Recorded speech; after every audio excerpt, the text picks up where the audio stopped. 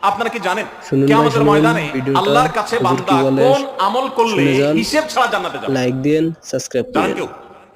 বলতে পারেন কেউ? ভাই, আল্লাহর কাছে হিসাব দিয়ে জান্নাতে যাওয়া কি সহজ কাজ না কঠিন কাজ? আরে আল্লাহর কাছে তো অনেক দূরের কথা।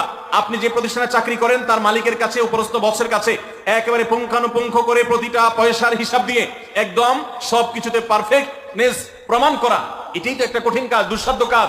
সেখানে সারা জীবনের হিসাব আল্লাহর কাছে দিয়ে পাই পাই করে তারপর আপনি জান্নাতে যাবেন, বিষয়টা এত সহজ না। তাহলে হিসাব ছাড়া আল্লাহ তাআলা এমনিতেই বলবেন হিসাব টিসাব নাই, তোমাকে এমনি জান্নাতে দিলাম, এটা চান আপনারা? দেখুন কোরআনে কারীম আল্লাহ তাআলা বলছেন ইন্নামা ইউওয়াফাস সাবিরুনা আজরাহুম বিগাইরি হিসাব।